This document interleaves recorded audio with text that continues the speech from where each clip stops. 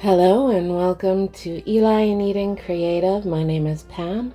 We are on day 71 of my 100-day project, and I just want to share this ultra satisfying moment.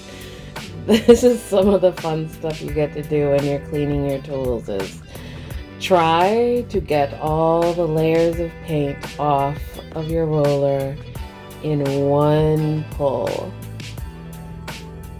It was a little tricky getting started, but it was so satisfying. Absolutely.